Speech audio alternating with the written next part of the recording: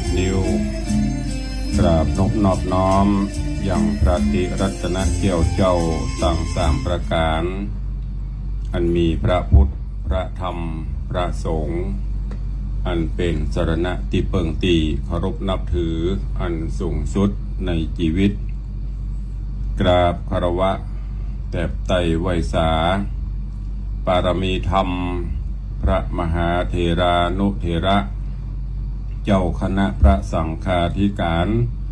ภิกขุสงฆ์สามเณรจุตนจุองค์อันหมายมีพระเดชพระคุณหลวงปู่พระเทพโกศลที่ปรึกษาเจ้าคณะภาค7เจ้าอาวาสวัดศรีโสดาพระอารามหลวงตำบลสุเทพอำเภอเมืองจังหวัดเชียงใหม่พระเดชพระคุณหลวงพ่อท่านเจ้าคุณพระเทพปริยัติเจ้าคณะจังหวัดเชียงใหม่เจ้าอาวาสวัดเจ็ดยอดพระอารามหลวงตำบลจ้างเผือกอำเภอเมืองจังหวัดเชียงใหม่เป็นต้นเป็นประธาน ครูบาอาจารย์พระเจ้าพระสงฆ์จุตนจุองค์โดยความเคารพขอเจริญสุขเจริญปอนปอออกแม่ออกศรัทธานบุญตินจองห้องวัดจุหนุ่มเท่าใจยิงก็ขอน้อมต้อนรับทุกท่านเข้าสู่รายการมรดกธรรมกับเมืองต่างสถานีวิทยุกระจายเสียงพระพุทธศาสนาแห่งชาติและสังคมคลื่นเพื่อการศึกษาพระพุทธศาสนาและวัฒนธรรมส่งสัญญาณกระจายเสียงจากสถานีวิทยุวัดฝ่ายหินตำบลสุเทพอำเภอเมืองจังหวัดเชียงใหม่ ในความเมตตาอนุเคราะห์อุปถัมภ์ของท่านเจ้าจารย์พระครูสมุวิสุวัตรวรกิโจท่านผู้อำนวยการสถานีวิทยุวัดหนองกายตำบลสันปะยางอำเภอแม่แตงจังหวัดเชียงใหม่กระจายเสียงในระบบคลื่นความถี่ FM 99.75 102.0 และ 89.25 เมกะเฮิรตซ์ในเมตตาของท่านเจ้าจารย์พระครูไพศิษฐ์ธรรมโชติท่านผู้อำนวยการสถานีวิทยุบริการสาธารณะวิทยุ477วิทยุอินเทอร์เน็ตล้านนาส่งสัญญาณกระจายเสียงในระบบคลื่นความถี่ FM 97.5 เมกะเฮิรตซ์ในความอุปถัมภ์เมตตาของท่านเจ้าของท่านผอ.ต้อมได้มอบถวายเวลาสถานีวิทยุพระพุทธศาสนาจังหวัดเชียงรายส่งสัญญาณกระจายเสียงในระบบคลื่นความถี่ FM 99.50 เมกะเฮิรตซ์ในความเมตตาของท่านเจ้าจารย์พระครูสุธีสุตตสุนทรและสถานีวิทยุพระพุทธศาสนาคลื่นพระพุทธศาสนาและจริยธรรม FM 96 เมกะเฮิรตซ์ในเมตตาอุปถัมภ์ของมูลนิธิพระครูบายังกวงโดยท่านเจ้าจารย์พระครูสุรเดชศิริสุวรรณโนจราจรวิทยุชุมชนเสียงตามสายออกกระจายข่าวตามวัดตามวาตามหมู่บ้านต่างๆพร้อมกันนี้เจริญปอนญาติโยมศรัทธาที่ได้ติดตามรับฟังต่างวิทยุ และต่างเฟซบุ๊กเฟซไลน์ขณะนี้ก็เจริญปอนต้อนรับคุณโยมวาลีอินทกูลกราบไหว้สาท่านเจ้าจำพระครูขอเจริญปอนเนอะแล้วก็มีคุณโยมอะไรอ่านบ่ออกเป็นภาษาอังกฤษเจริญปอนน้องส้มปล่อยเนอะวันนี้ลูกเจ้าอากาศสดชื่นฟังน้ำฟังธรรมสุขภาพสมบูรณ์แข็งแรงเนอะ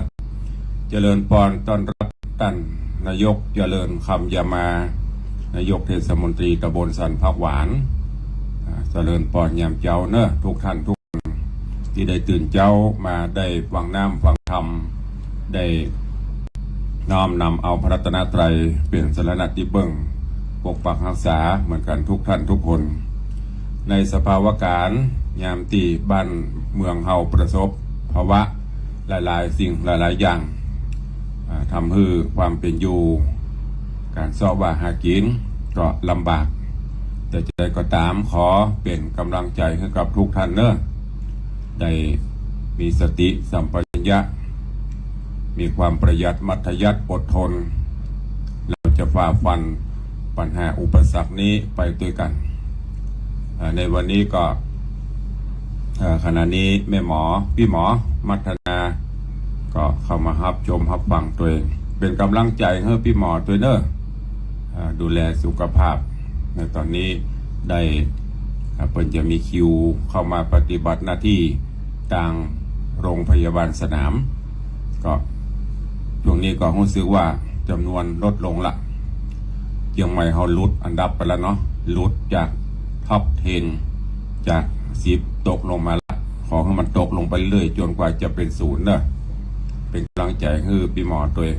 เจริญปอนโยมปี่อัญชลีคำกิติเข้ามาร่วมชมร่วมฟังในรายการนำเจ้าวันนี้อากาศก็จะสดชื่นแจ่มใสหน่อยนำเจ้าเนาะสันทรายเย็นสบายเนาะ อยู่ทางสันทรายสัญญาณฝากสัญญาณชัดเจนดีทางอินเทอร์เน็ตคงบ่พอมีปัญหาทาง Facebook แต่ว่าทางวิทยุนี่ก็อาจจะขาดหายพ่องFacebook ของตุลุงก็เหมือนกันเนอะมันจะแวบๆเป็นกรรมท่านแต่กำลังฟังไปกำลังม่วนแวบๆไปก็ไม่ต้องหลุดไปที่ไหนก็เดี๋ยวมันจะขึ้นมาดีคนเดียวมันเปลี่ยนไปตามสภาวะธรรมวันนี้ก็เป็นกำลังใจให้ทุกท่านเนอะทำการทำงานกันตามปกติตื่นเช้ามาก็บริหารร่างกายทำกิจวัตรส่วนตัวแล้วก็ตั้งอกตั้งใจทำการทำงานภาระหน้าที่ของใครของมันให้ดีที่สุดก็วันนี้ก่อนที่เขาจะได้ได้จ๋าก็มาฟังธรรมะกันก่อนตะวันนี้ต้องขอสู่มาอภัยตะวันนี้เพลียก็เลยเป็นเทปออกแตนวันนี้ก็มาสดมาพบมาปากกับทุกท่านในเรื่องของจันตะกุมารจาดกซึ่งในตอนที่แล้วก็ยังอยู่ในช่วงของตี ป่อพญาเจ้าเมืองได้ทัศวดีได้สั่งฮือเปิ่นเอาลูกเอาเมียเอาข้าหญิงข้าชายจ้างมาเพื่อที่จะปูชายันเพื่อที่จะมีความหวังในการที่จะไปเกิดบนสวงสวรรค์จันฟ้าอันเป็นการปฏิบัติที่ตามกรรม ถูกไหมในวันนี้เสียงอาจจะบ่ค่อยเปล่งปล่อยอากาศบางครั้งก็เย็นบางครั้งก็ร้อนก็ทำให้อุปสรรคในเรื่องการใจเสียงก็หลงคลั่งไคล้ในกรรมตีกันดหารพรามได้เข้ามาใจได้เข้ามายุโยงปลุกปั่นเพื่อที่จะแก้แค้นแล้วก็ในตอนนี้ตั้งลูกตั้งอย่างก็กำลังอ้อนวอนขอป่อแล้วก็ชี้เรื่องราวต่างๆว่าควรบ่ควรจะได้ป่อพญาก็ยังบ่เชื่อเตื้อก็เรื่องราวของจันตะกุมารจาดกจักเป็นจะได้เชิญทุกท่านได้ติดตามรับฟังในตอนในผูกทวนที่7ของจันตะกุมารจาดกแล้วเดี๋ยวใต้รายการเขาก็ค่อยมาอู้มาจ่าเนอะญาติโยมที่เข้ามาทาง Facebook ก็สามารถพิมพ์ติชมเข้าไปได้เนอะแฮมซักเบอร์ตุลุงก็จะมาอ่านมาพอแล้วก็มีอันใดก็จะได้ตอบไปตัวเจริญปอนคุโยมทองคำที่วงคำเนอะกำลังเข้ามาเป็นสุดท้ายในช่วงนี้เดี๋ยวก็จะมีผู้ติดตามเข้ามาอยู่โอกาสบัดนี้เชิญทุกท่านตั้งอกตั้งใจสงบกายวาจาใจฟังน้ำฟังธรรมหรือมีกิจที่จะต้องทำก็ทำไปได้เนอะทำไปตัวฟังทำไปตัวก็ได้ไม่เป็นไรณโอกาสบัดนี้ นะโมตัสสะภะคะวะโตอะระหะโตสัมมาสัมพุทธัสสะ โสกันดาหาโลดนามาปะโรหิโตตัมปะวัตติงสุตวาติสาทะโวดุราสัพปุริสะตังลายผู้คะนิ่งหมายไข่หอดเถิงเวียงเกี่ยวยอดในระปันโปนส่งสารโลกไตโปนเอาไม้เครื่องกลาง จริงปากันมามวลหมู่น้อมนาอยู่ฟังธรรมจุงดาจำติดต่อตามบาทคอบาลีว่าอาโสกันดาหาโลนามะปะโรหิโตดังนี้เป็นตนบาทนี้แดเตโสปันดาหาโลนามะส่วนกันดาหาละพรามผู้เทาอันเป็นเก้าปโรหิตาหูว่าพญาเอกราชพวกหาวหาดคนในรีบเรียวไวไปแก้ปล่อยยังเจ้านาดน้อยจันทกุมารนอโปติญาณลูกเก้าต่างน้องเนาเจ้าจุคนมันก็เลร้นโคตรใหม่รีบมาไว้ทุนสาบอกฮือพญายศใหญ่ได้งดไว้วางตำยังพรีกรรมหยาบจ้าอันมันแต่งทารรามันวันนาลืมเล่าเป็นดังเก่าโหนหลังย้อนใจหวังน้องนาวฮือตั้นเต้าแต่งฝันยังนอคุณทันหนุ่มน้าเอาต่างน้องแห่งเจ้าหลวงลายฮือได้ตายมวยมั่งบ่ฮือข้างคนได้ ส่วนเจ้าห่อใจโยดใหญ่หากบอดใบปาลามีผัดญาตุนจ้าบอกกึดไปหน้ายาวไปฟังมันไขกล่าวอูก็ลิงลูตัวกรรมจริงครับจำพวกน้อยอันใจถอยฮึกหานยับจันตะกุมารแถมเล่าต่างน้องเนายิงใจนำมาใหญ่ตอดหน้าเพื่อจักคาสับปันตามไขกำปั่นสุยเหล่าแห่งพรำบาปเท่ากาดีก็มีหันเล่นนาง เมื่อนานจันตะกุมารหนุ่มนาเอานอพระเจ้ายอดมุนี้ก็อันจุลีขาบไว้ซึ่งป้อไทยละจามขอคุณนะภายโปรดฮือโป้นโตตังตายฮือน้องยิงใจจุผู้ได้ตังอยู่นานไป เจ้าร่ำไรกล่าวถอยมีบอดหน่อยหลายประการว่าพระผู้บานป้อเต้าหน้าโคดหาวจังกังกุนดีจังแต่โสดเต้าบอกโพดคุณนางบอกวางลาโป้งขาดตามโอรสราชไข่กำเต้าจักนำไปขาฮือความนาบัดเดียวโดยรีบเร็วด่วนสันบอกเฮออยู่มันนานไปกันเต้าจอมไตป้อไทยบอดตัวไตตามกามนอขุนทำหนุ่มเดาฮอนไม่เอาเหลือลายว่าเตียงเงาเตียงได้ตายความนาตังน้องนอลายิงใจหาที่ปิงบอดใดแม้นว่าจักร้องไห้เลรนตีอกตนบอกเหือดน้ำตาเป็นเลือดลำลายเจ้าห่อใจตนป้อบอกกึดต่อบุตรตาบอกคุณนาลูกเต่าใจก็เจ้ามัวดำต้อยตามกรรมสุยลอกแห่งพรามบาปอปโรหิตานอพุทธายอดซอยยินตำก็นำนาว่าแต่เฮาเกิดมาเป็นเก้าตราบต่อเต้าปัจจุบัน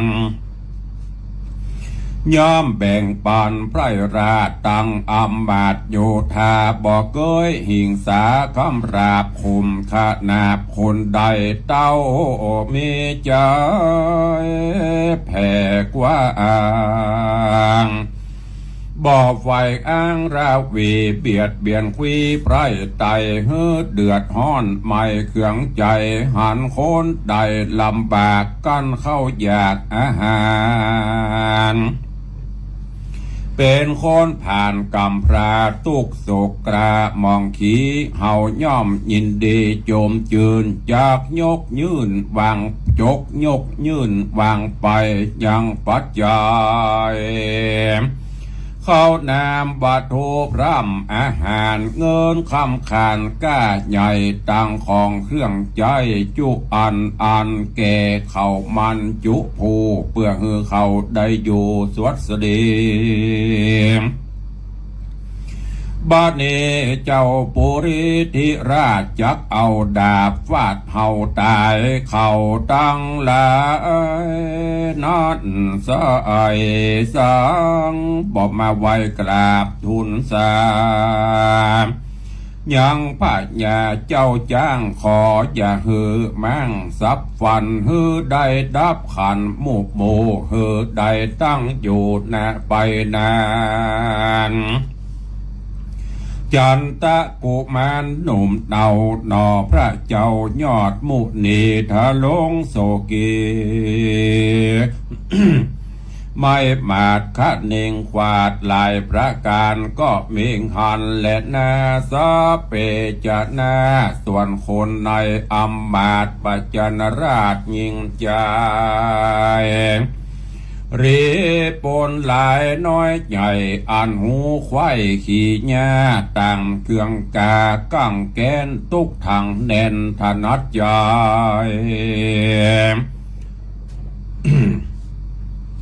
พ้องเกาะมาน้ำตาไหลอาบนาใจปั่นบาเรรนพ้องกอดตอดโตนล้มเต้าดินดะดาวพัดผ่านย้อนใจวันอ่วงหอยอย่างเจ้ายอดซอยจันตะกุมารจักไปทูลสารก้มกล่าวขอเต้าเจ้าผาปลา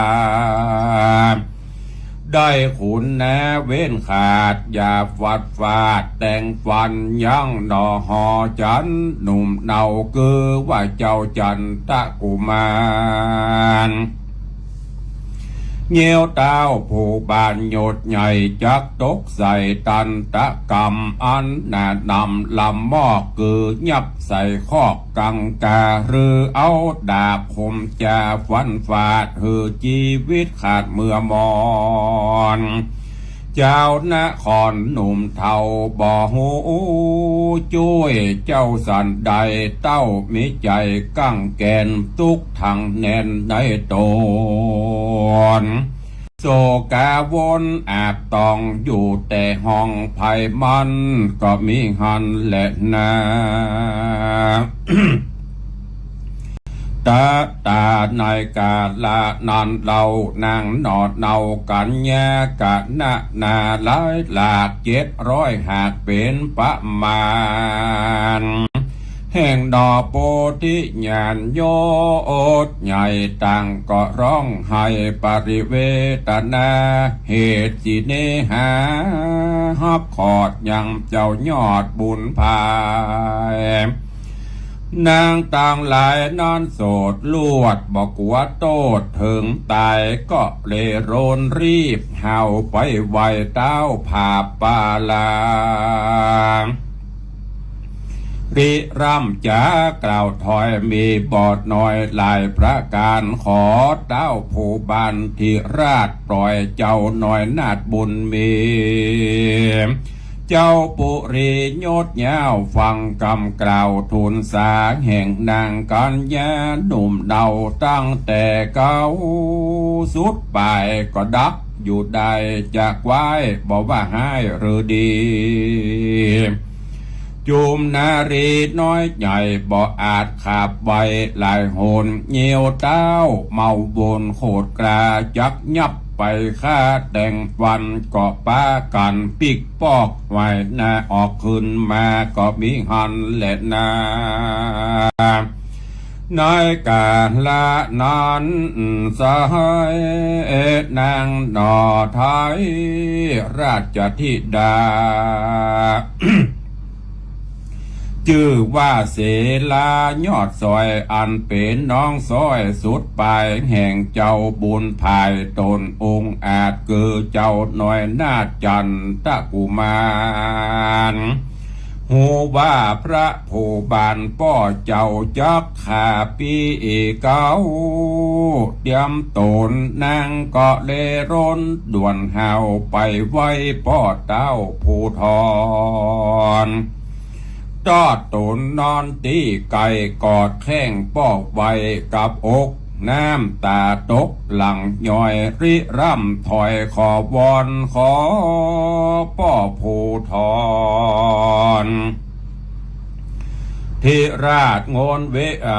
เว้นขาดวางตำยังพีกรรมอันใหญ่อย่าหือปี้ไทยคำใจ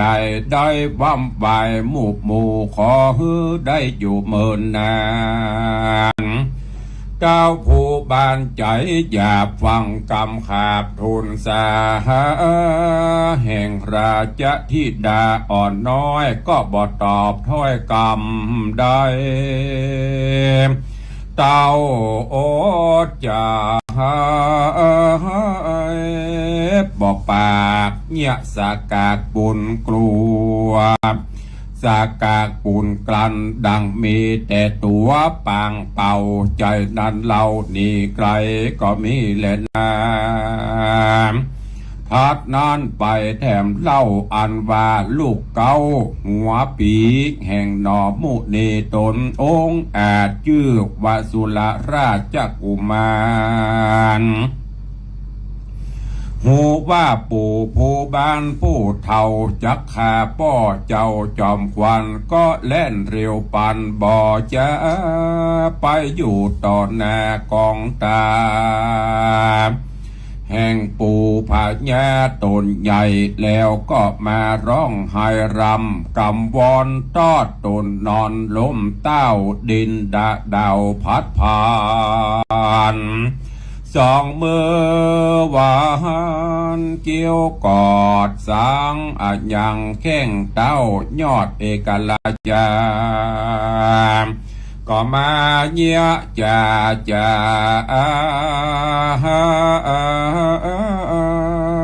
รำไห้ว่าข้าแด่ปู่ท้ายเหนือหัวกันว่าตัวป้อข้าได้ความหนาบำบายข้าหลานใจนี่แล้วเตี้ยมตุกไม่เอาขี่มองน้ำตาดนองเป็นเลือดบ่หูแห่งเหือดไม้หายป้อได้ตายพรากนาหลานเป็นกำพร้าเครื่องกาคนจักจาด่าหยอว่าลูกบ่มีป้อแปลงปานหลานยังไปตันขึ้นใหญ่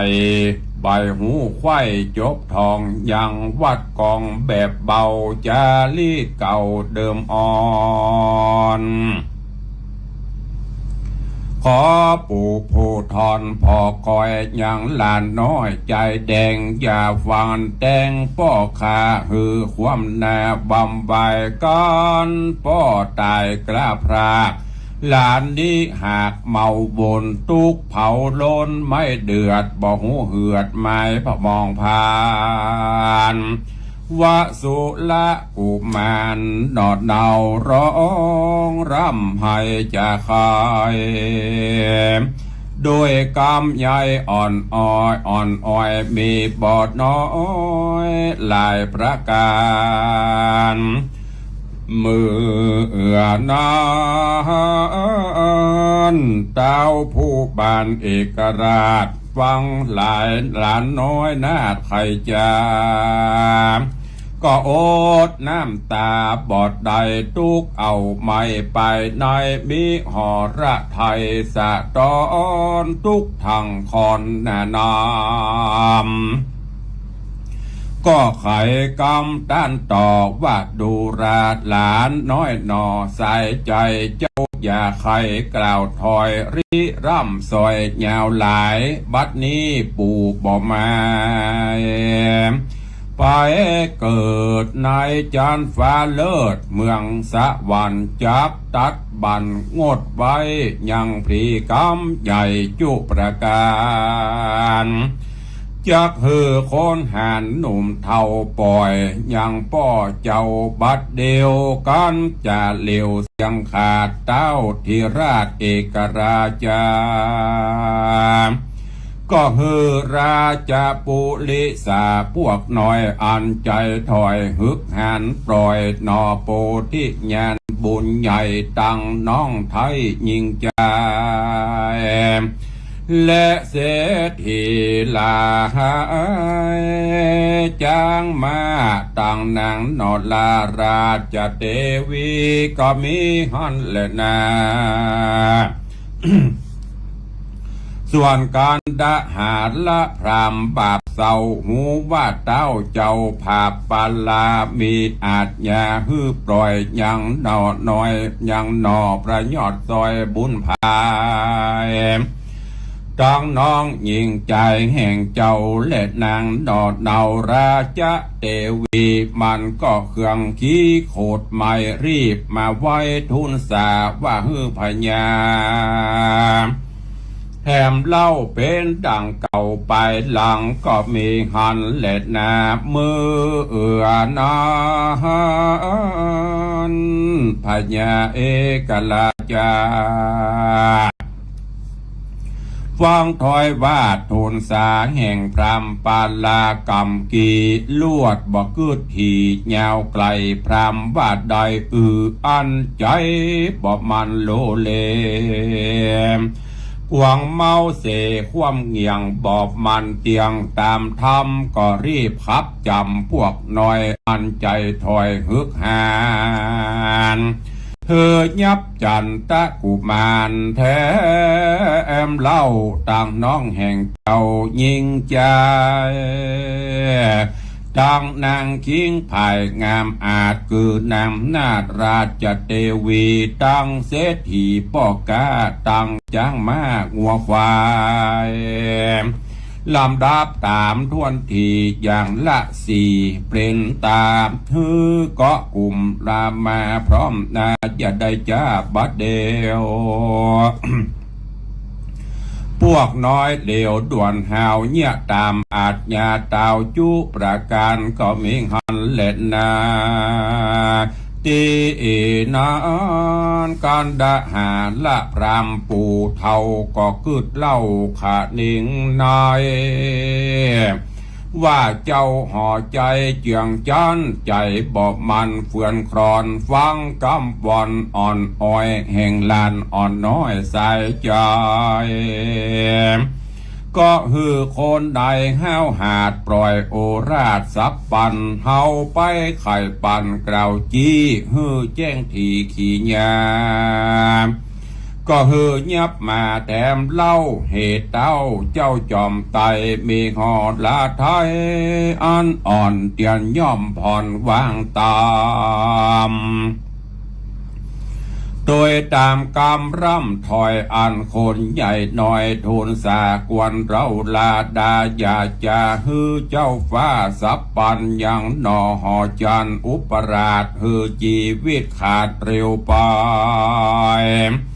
การขาดนิ่งในเมียนจอดเท่าใบจอดปะโลหิตาก็ย่อมือสาตังกล้าเอาไหวเต้าเจ้าภาพปุรีว่าข้าแด่พระภูมิเจ้าจ้างข้าได้แต่งหางต่างดาย่างเครื่องปูจาย้อนใหญ่พร้อมตวนควายจูปาการขอพระภูบาลด่วนเฮาเสด็จจากดาวรงการไปปูจาย้อนวิเศษตีนอกเขตเวียงใจเฮือโสมดังใจไฟหอยแย้มกราดกร้อยเมื่อมอน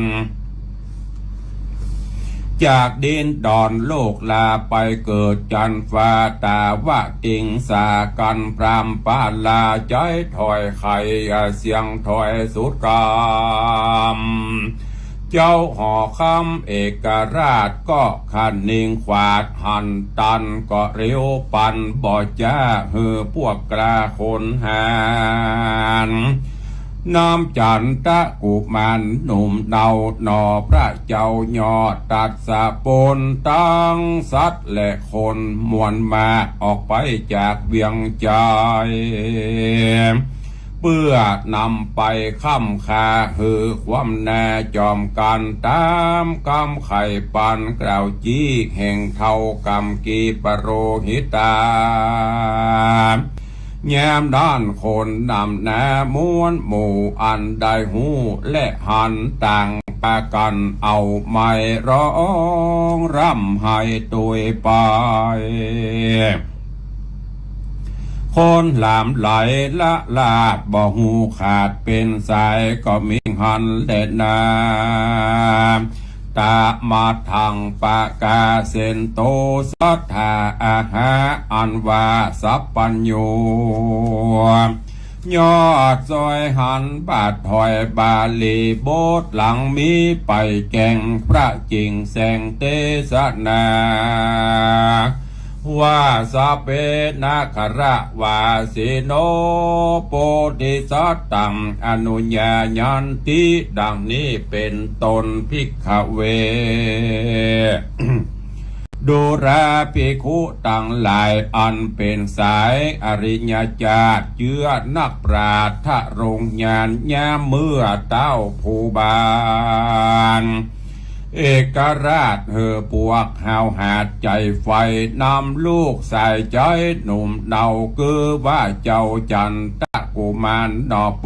ธิญาณยศใหญ่และน้องไทยยิงใจเตวีลายจางมาตั้งป้อกาเสียทีงัวงามดีทวนทีอย่างละสี่เป็นตราออกจากปาราบ่อจ้าเพื่อนำไปคาสับปานเอาเลือดหอมกันลงใส่เฮือเต็มขุมใหญ่แนะนำเป็นพริกรรมวิเศษตามกรรมปู่พีเพศปโรหิตายะธาและมียามใดดังอันตะตาในกาละยามนั้นใส่คนน้อยใหญ่ยิ่งใจไพร่ใต้หลายหนุ่มเนาหูเงื่อนเก้าขี่แย่ต่างเครื่องกาเอาไม่พ้องก็มาร้องให้ตัวไป พ้องร่ำไรกล่าวถอยมีบ่อน้อยนาโคนนำนาหลังลูกอีบญาติโยติดกันต่างใจวันใครออกไปนอกเวียงใจย้อนมีใจไฟหอยยังเจ้าหน่อน้อยจันตะกุมารต่างก็มองผ่านโศกเศร้าตั้งหนุ่มเทายิงใจพายบ่หมายโยมจื่นย้อนเครื่องขี่สั่งแก้นโถมทางแดนในใจนำเสนอสาระบันเทิงทางเสียงเพลง สาระความส่วนนางนงไปยศใหญ่คือนางนาถไทยจันตาเทวีอากามเหสีเตรียมข้างแห่งนอเจ้าจ้างจันตะกุมา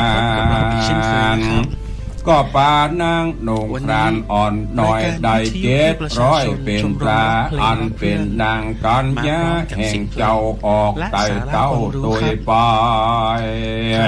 รายการของเรา ต่างน้ำตาไหลอาบนาย้อ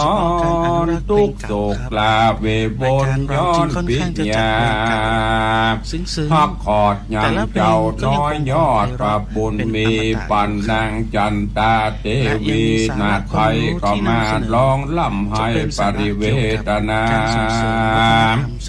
ว่าวิบากสังจาฮึกหยาบอันเป็นบาปทารนมาต่อจนบาปกลาคือฮ้อนให้เดือดลายด้านได้ไหมค่ำขาฮือผัวพรักหน้าเมื่อมอนแต่เดิมอ่อนเมื่อก่อนได้สุกย้อนสามิกาบาดนี้นาเจ้าปีจักได้หลับลี้หายโหนย้อนบากคนใจบาปจักเอาดาบฟันคอ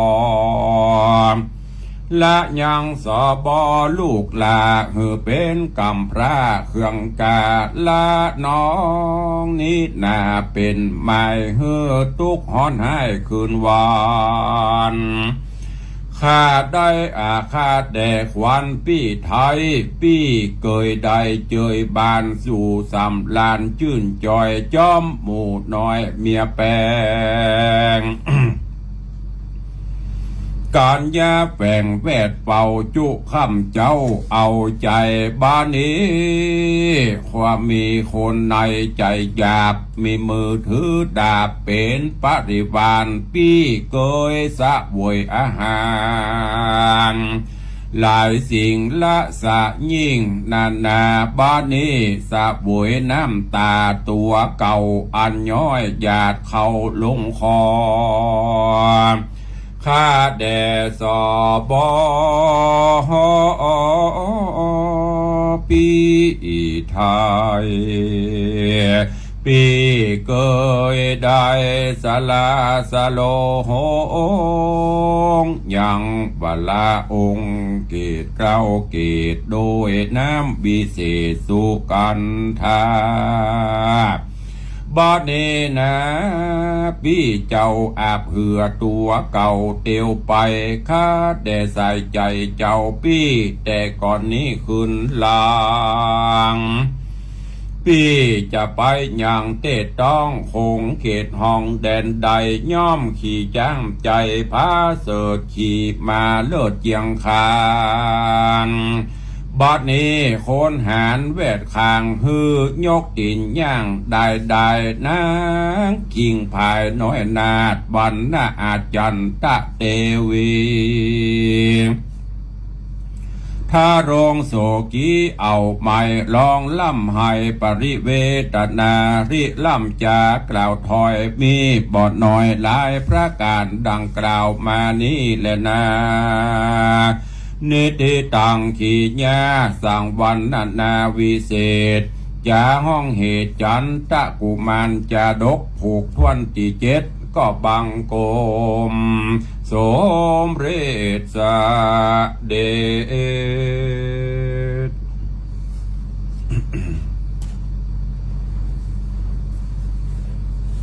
ญาติโยมศรัทธานาบุญเฮาก็ได้รับฟังพระธรรมเทศนาจันตะกุมารจบลงไปแถมผูก1อันเป็นผูกทวนที่7ก็ยังอยู่ในช่วงของตีป่อพญาก็รู้สึกจิตใจรนเรเบิดก็สั่งเปิ้นปล่อยพอลูกคนเก่ามาให้หอนวันตุกก็เกิดความอินดูสั่งปล่อยก็เดียวปู่กันทหารและพรามมาบอกไม่ได้ต้องจับต้องเงียบเหมือนเก่าก็เงียบเข้ามามัดเหมือนเดิมกำเดียวหลานมาให้หอนวันตุกแห่งกับปล่อยมัดปล่อยมัดอยู่หันจนกระทั่งปู่เท่ากันทหารและพรามบอกว่าโอ้พญานี่จิตใจว่ามั่นคงล้อแหล่งก็เดียวก็ใจดีก็เดียวก็ใจให้ครั้นจะเป็นจะนี้ก็คงจะผสมกรรมปรารถนาของเฮาละก็เลยกำชับเร่งเวลาป้อพญาจัดการในการที่จะปูจายันพรีกรรมนี้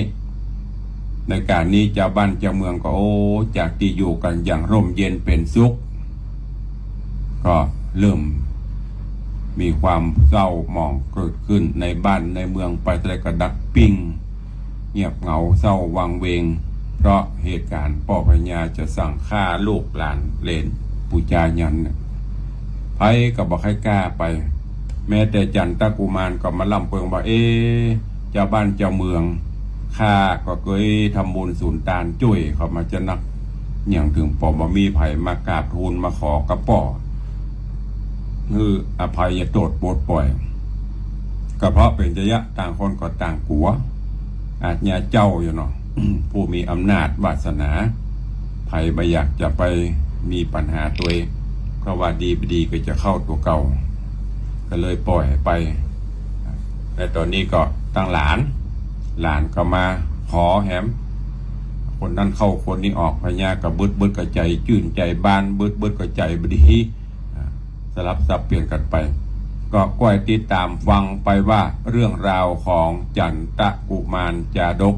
จะจบลงจะใดเมื่อใด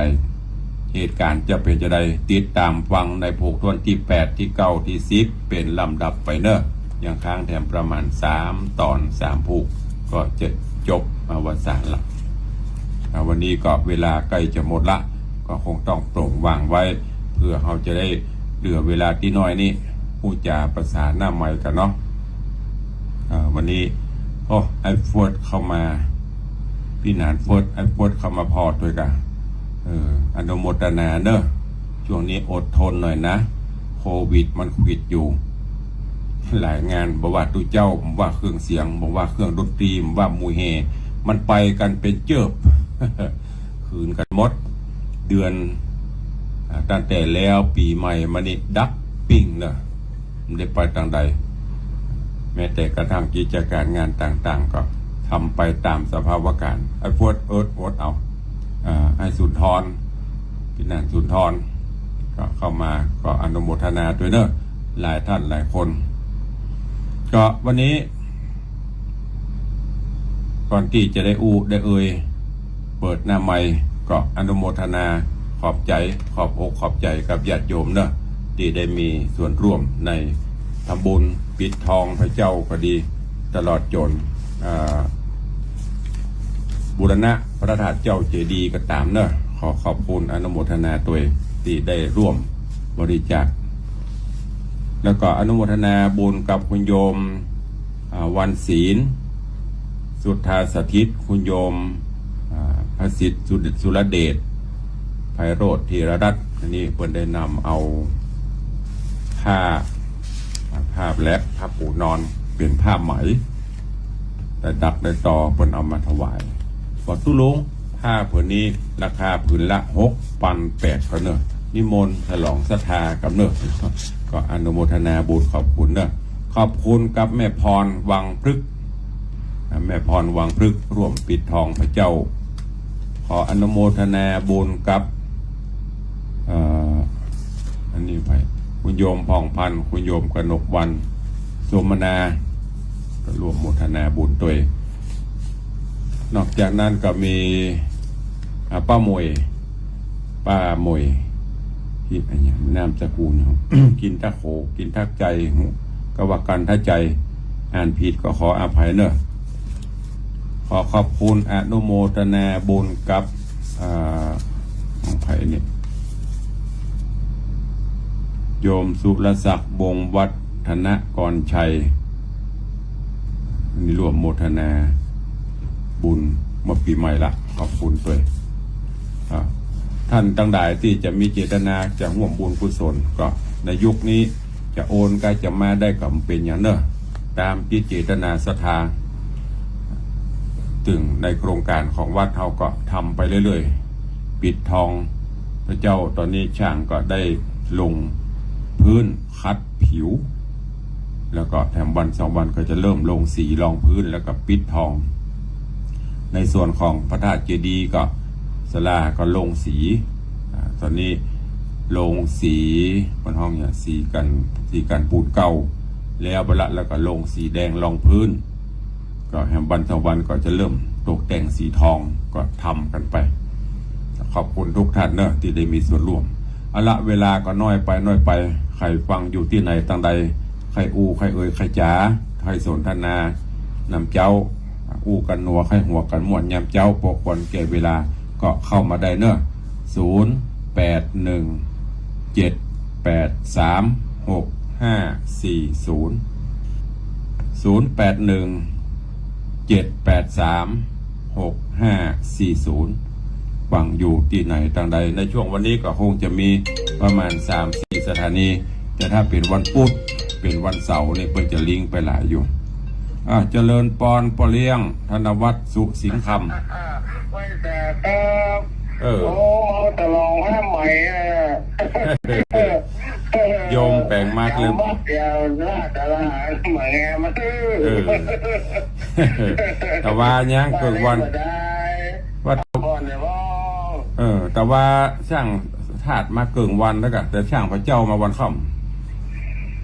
มันร้อนแล้วไปโอ้วันมันร้อนนี่ดูเพื่อนหมดแล้วหัวแน่มันบ่ไหวหัวแน่มันอย่างสบายแล้วกันเลยอยากกันลูกน้องตั้งเหมือนกันนะเลยตัวว่านั่นน่ะว่าฮ้อนหนาวแต่ว่านี่แต่ว่าออกไปนอกแต่ว่าไปตัวเองทนายว่าไปจ่ายภาษีเสียภาษีแต่ว่าเป็นวันจ่ายดีเนาะดีแล้วดีจ่ายไปจ่ายภาษีรถเดี๋ยวต่อภาษีเรียบร้อยไปละเรียบร้อยแล้วเนาะแต่ตู้อนุโมทนาเลี้ยงเนอะตู้เจริญปอนว่างก็ล่องมาล่องมาก็เข้าเฝ้าพระเจ้าบ้างเนอะว่างก็ล่องมาพ่อพระเจ้ามาเข้าเฝ้าพระเปิดกำลังคัดงามละสายต่อไป081-783-6540ก็ขอบคุณเนอะกับปเลี้ยงธนวัฒน์ก็เป็นห่วงเป็นใยส่งความสุขหรือว่าส่งกำลังใจมาคือกันถึงวันถึงแม้นไปได้มาวัดก็โทรศัพท์เข้ามาส่งกำลังใจขอบคุณอนุโมทนาทั้งกายและใจช่วยตึงสตางค์ช่วยตึงแรงกายเป็นกำลังคือกันและกันเนอะขอบคุณตัวกับโยมพอเลี้ยงส่งไม่เลี้ยงนางไว้ณโอกาสนี้ตัวสายต่อไป081-783-6540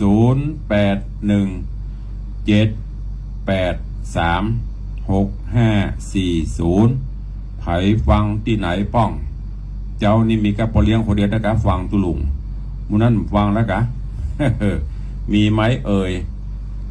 เหลือเวลาแถมหน่อยตั้งใน Facebook ตอนนี้อยู่ที่ปีนานเฟิร์สเดี๋ยวปีนานเฟิร์สอันแปลงอันนี้ให้ดีเนาะตั้งโปรแกรมใหญ่ๆเอาแบบทีวีนะถ้าอย่าดีเนาะ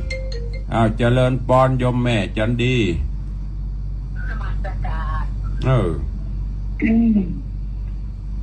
ว่าได้ไอ้ลาป่วยบางวันมันก็หิววันนี้มันเจ้าเนี่ยเสียงแหบๆนี่มันอากาศไม่ค่อยดีฮะแต่ละนอนหนาวนะนั่นน่ะนอนเมื่อคืนก็เป็นบักรับไปรับใกล้แจ้งเมื่อวันก็เป็นเหงาโกงกจัดมันใกล้ตีแล้วหรอเจ้าแม่รักษาตัวก็แล้วกันสาธุอนุโมทนานะแม่เนอนมัสการเจริญปอนขอบคุณโยมแม่จันดีวิสุทธินันท์ได้โทรเข้ามาร่วมมือกำลังใจเจริญปอน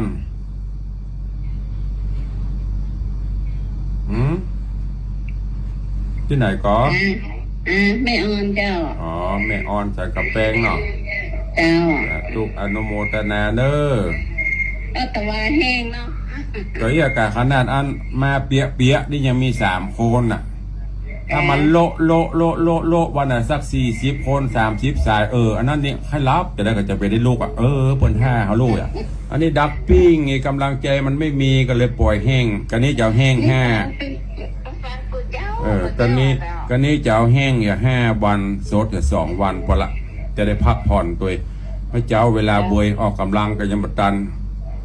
กำลังใจมันไม่มีไผ่น่ะก็มีแม่ปณีเหรอ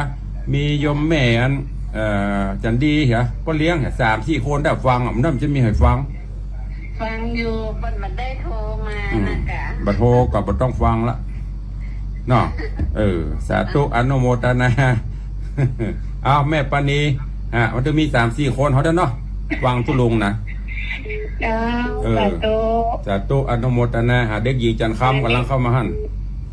นี่อยู่บ้านเจ้า ก็ไปไหนอยู่บ้านนะกะนี่ก็รู้ว่าแต่นอนนั่งนอนนะกะไปห้ามไปไหน ไปไหนก็ ห้าม ไป ไป แม่แต่เจ้า ก็ได้ยาถุงเสี้ยสุกลงคอให้ดีฮะใช้แมดมันกันมาได้เอาถุงเสี้ยว แม่ก็เป็นสบายดีเจ้า ทุกเพลงกับยาการต๊อบแจ๊บตะบ้านนะกะ ก็เตือนหาตุ๊กเปงแล้วก็ไปหาบันไดไปเตื้อ ใจเย็นสาธุเด้อ พระแล้ว องค์พระปีทองแล้วก็ให้หันเจ้า ใครหันเดี๋ยวก็ขึ้นมาพอเนอะ เจ้า สาธุอ ถ้า นุ ปิด โม ทอง ทนา แล้วเจ้าสาธุ เด็กหญิงจันทร์คำเสียงบูนเฮ้ยที่ฟัง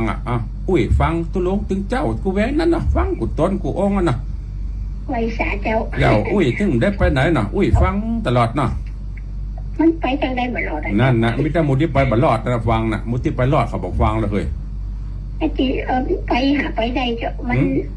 มันจ๋ามันไข่มั่วๆนะออนไข่ไปทางใดออนไข่อยู่บ้าน กินตาปลาทูนักแล้วไปกะเพราะว่าตามัวนี่เพราะกินตาปลาทูนั่นนักอีก แม่แบบมักแค่เสีย สาธุอนุโมทนาอุยมอนเนอร์ เจ้า เจริญปอนเนี่ยหมูนี้หมูแฟนพันธุ์แท้ทั้งนั้นเข้าใจเหลือเวลาแหม3 นาทีหยอกล้อเล่นกันไปพ่องเพิ่นฟังว่าแต่ฟังกันหลาย แต่ไม่มีเวลาโทรเด้อไม่โทรก็ไม่เป็นไรตุลุงเล่นไปได้หยอกกันไปถ้าโทรเข้ามาได้ก็ดี เป็นกำลังใจกันมีเวลาโทรก็บ่เป็นหยังเพราะโดยหน้าที่ที่ต้องติดฉลองศรัทธาญาติโยม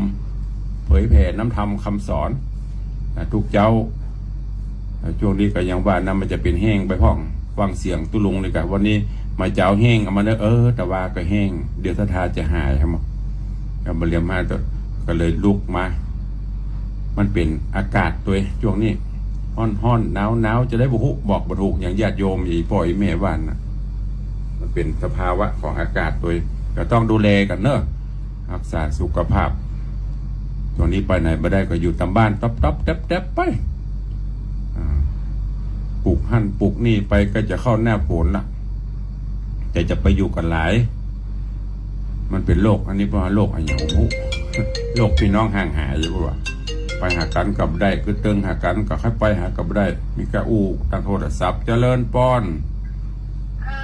บริษัทโลเจ้า ว่า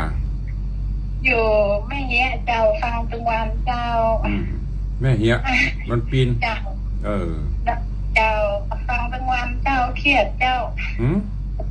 เครียดจะไปเครียดมันเพื่อนเพื่อพักผ่อนกับพักเนี่ยสบายต้องเป็น ประเมินแล้วเจ้า พักไปอยู่ไปกินไป แต่ก่อนพวกเจ้าไปไหนไม่ใช่มีเครื่องไม่ใช่มีรถมีรางนักอยู่บ้านไผ่มาพ่อย่ำไปย่ำเดี๋ยวก็อดเอานึกเดี๋ยวมาถึงผ่านพ้นไปเด้อเจริญปอนสาธุเป็นกำลังใจเด้ออยู่แม่เฮียอดเอาเนื้อญาติโยมทั้งหลายเนอะว่าถ้าไปเครียดอย่างมันกินแล้วก็นอนพ่องพักผ่อนไปมีอย่างก็กินไปเตอะลำพ่องบลำพ่องจังมันกินเพื่ออยู่ประทังชีวิตเขาไปจะไปเมื่อก่อนเขาเคยไปหั่นไปเนี่ยก็เป็นธรรมดาเนาะแต่ก่อนนี้เอานกมาขังแบบหมูเฮาเนี่ยเดี๋ยวนี้นกบินโผบินไปสบายพอมันห้องเยอะเย้ยเขาเดือดเจ้าคนเขาเดียวเป็นนกล่ะไปไหนก็ไม่ได้ เจริญพรเด็กหญิงเหรียญทองว่าได้ สุดท้ายเจ้า บัดท้ายเตื้อขายแถม3 นาทีก่อน ได้กันเนาะมันก็เจ้าเจริญพร เจ้า สาธุอนุโมทนาสาธุเจ้าแม่ครูเหรียญทองฟังอยู่ทุกวันใครจะเข้ามาแฮม1 นาทีสุดท้าย1 นาทีสุดท้ายอยู่บ้านอยู่จองก็ใส่หน้ากากล้างมือเนอะช่วงนี้เหมือนกันไว้เรื่อยๆจะจนกว่าจะเข้าสู่ภาวะปกติ เอาแล้วเนาะเวลาก็จะหมดเวลาละนำรายการจากไปก่อนเนอะอยู่ดีมีสุขเหมือนกัน จุตนจุองค์จุผู้จุขนเนอะแต่ว่าเบิดมาตอนทำไปไหนกับป้ากันตั้ง96แห่งกรรมแต่ว่าเป็นแห้งตึงเจ้าตึงบ่ายเบิดทำอะไรไปไหนกับป้ากัน อยู่ดีมีสุขเหมือนกันจุตนจุองค์จุผู้จุขนเนอะขอบพระคุณท่านผู้อำนวยการทุกสถานีตัวเองอนุโมทนากับญาติธรรมญาติโยมที่ได้ติดตามรับชมรับฟังทางจากเฟซบุ๊กเฟซไลฟ์จากสถานที่ต่างๆไว้ขอขอบคุณทุกท่านทุกคนโดยวันนี้ขอนำรายการจากไปก่อนเนอจัตตาโลธรรมาวัฏันติอายุวโนสุขังพระลา